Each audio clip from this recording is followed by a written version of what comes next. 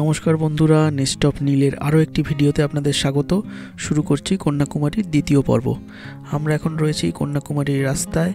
আগের পর্বে দেখিয়েছি বিবেকানন্দ রক আর কন্যাকুমারী মাতার মন্দির, আর এখন আমরা বেরিয়ে পড়েছি সাইট সিইংয়ের জন্য। কন্যাকুমারী স্টেশনের একদম কাছেই রয়েছে ওয়াক্স মিউজিয়াম। স্টেশন থেকে আসলে ডান দিকে পড়বে এই ওয়াক্স মিউজিয়াম। আমাদের যেহেতু খুব লেট হয়েছিল কন্যাকুমারী ঢুকতে, তাই এটা আমরা দেখতে পারিনি। আপনাদের জায়গাটা দেখিয়ে দিলাম, আপনারা এলে অবশ্যই দেখবেন। এরপর আমরা যাব বালাজি টেম্পল দেখতে। এই মন্দিরের অফিসিয়াল নাম হলো কন্যাকুমারী শ্রী তিরুপতি মন্দির। এইটা হলো মন্দিরের পার্কিং প্লেস। প্রচুর বড় পার্কিং প্লেস রয়েছে। এই যে সিঁড়ি দিয়ে উঠে এই হলো মূল মন্দির। মন্দিরের বাম দিকে রয়েছে সমুদ্র, আর এখান থেকেও বিবেকানন্দ রক দেখা যাচ্ছে। মন্দিরের ভেতরে পুজো দেবার ব্যবস্থা রয়েছে। এরকম তুলসী পাতা প্রসাদ আপনাকে দেবে, আর পুজো বলতে একটা চামর আপনার গায়ে বুলিয়ে দেবে।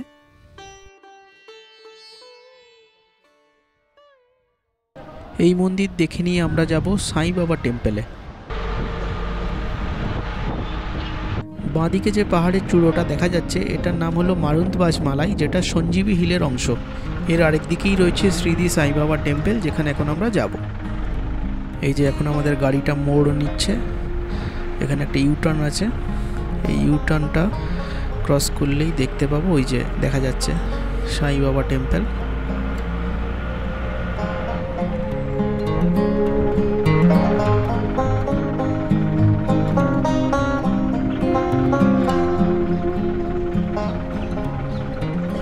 এই হলো মন্দিরে ঢোকার রাস্তা। মন্দিরে ঢোকার আগে এই যে জুতোর র্যাক করা আছে, এইখানে আপনার জুতোটা খুলে নিতে হবে। এখানে জুতোটা খুলে নিয়ে আমরা যাব মন্দিরে। এই হলো মন্দিরের সিঁড়ি।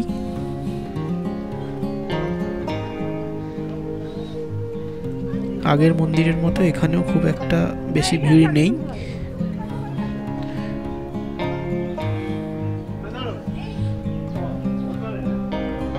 এই হলো মন্দিরের ভিতরের অংশ।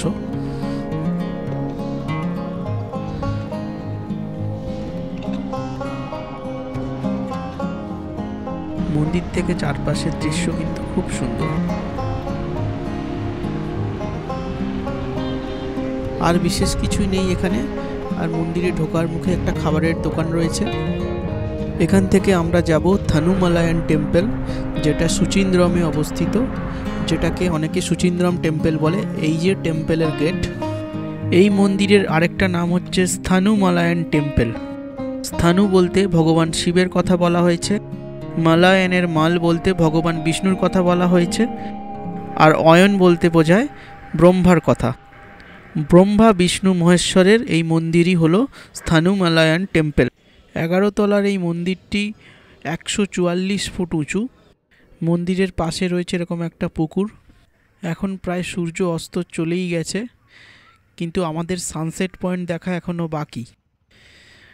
কিছু করার নেই, আমরা চলে এসেছি সানসেট পয়েন্টে, কিন্তু সূর্য মোটামুটি অস্ত চলেই গেছে।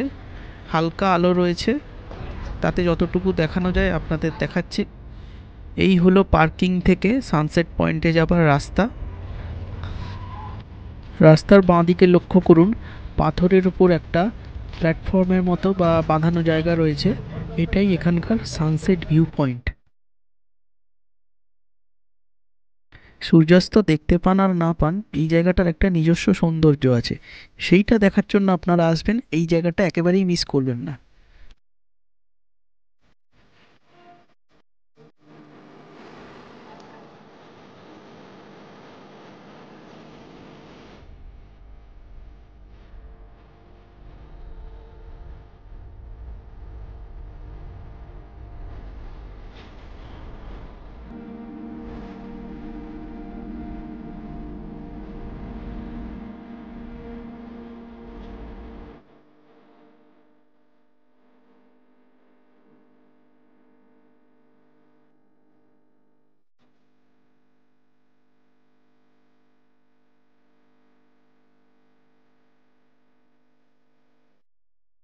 সানসেট পয়েন্ট দেখে আমরা এখন এসেছি রামায়ণা টেম্পলে।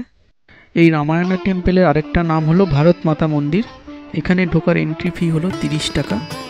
শুধু মন্দিরের কনস্ট্রাকশনই নয়, এখানকার লাইটিংও অসাধারণ। মন্দিরের সামনেই রয়েছে এই সুন্দর বাগান। এখানে একটা গ্রানাইটের তৈরি 27 ফুট উঁচু হনুমানজির মূর্তি আছে, আর ভিতরে রয়েছে সচিত্র রামায়ণের কাহিনী। বাল্মীকি রামায়ণের ওপর ভিত্তি করে মন্দিরের ভেতরে ছবি দিয়ে সমস্ত রামায়ণটা বর্ণনা করা রয়েছে। আর মন্দিরের দোতলায় রয়েছে ভারত মাতার মূর্তি। একেবারে বিধ্বস্ত অবস্থা। এটা আজকে আমাদের লাস্ট সাইট সিইং। এইদিকে একটা বাগান আছে, চলো দেখিয়ে দিই।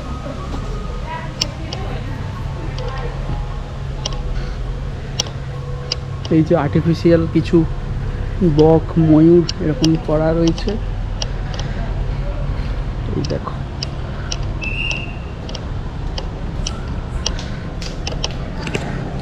ওই যে আমার মেয়ে ওইখানে খেলছে। এসো এসো এসো, তুলেছি। এগুলো ফটো তুলতে দিচ্ছে? হ্যাঁ, বাইরে অ্যালাউ আছে।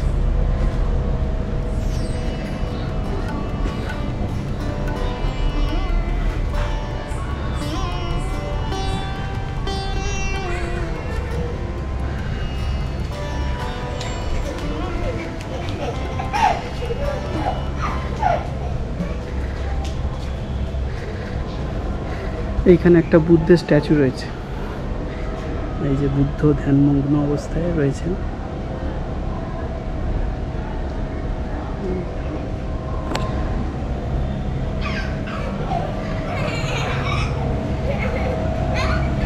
ঐশী এসো, সবাইকে হাই করে দাও। একবার হাই করে দাও, একবার হাই করে দাও। করবে না তো, এখন হাই করবে না।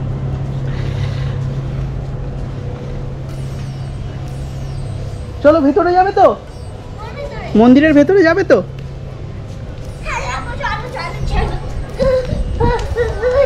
গুলুকে ডেকে নিয়ে আসো, গুলুকে ডেকে নিয়ে আসো। বলো গুলু, মন্দিরের ভেতর যাবো আমরা। এইখানে দেখো মুনি ঋষিদের ছবি খোদাই করা রয়েছে। এই দেখো বশিষ্ঠ মুনি,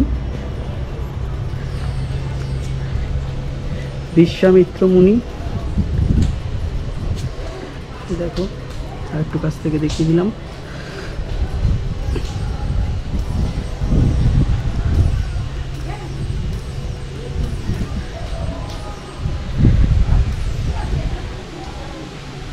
ভরদ্বাজ মুনি,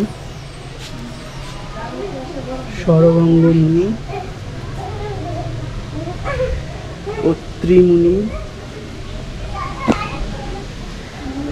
অগস্ত্য মুনি।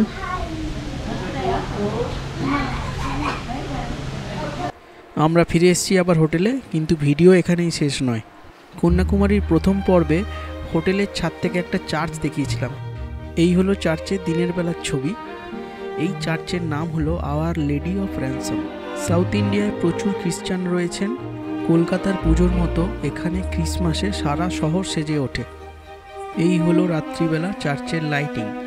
আমাদের হাতে একদম সময় ছিল না বলে আমরা যেতে পারিনি। যদি আপনারা কন্যাকুমারী আসেন আর হাতে যদি সময় থাকে, তাহলে একবার অবশ্যই আসার চেষ্টা করবেন। প্রথম পর্বে যে কন্যাকুমারী মাতার মন্দিরের কথা বলেছিলাম, আর এই মন্দিরের পাশেই রয়েছে বিশাল মার্কেট, যেটা আমরা প্রথম দিনও গেছিলাম, আজকেও এসেছিলাম সন্ধেবেলা একবার। মার্কেটের পিছনে সমুদ্রের দিকে এরকম একটা বাঁধানো ঘাট রয়েছে, এইখানে বসে বেশ সময় কাটানো যায়। ভিডিওটা এখানেই শেষ করছি। সবাইকে টাটা।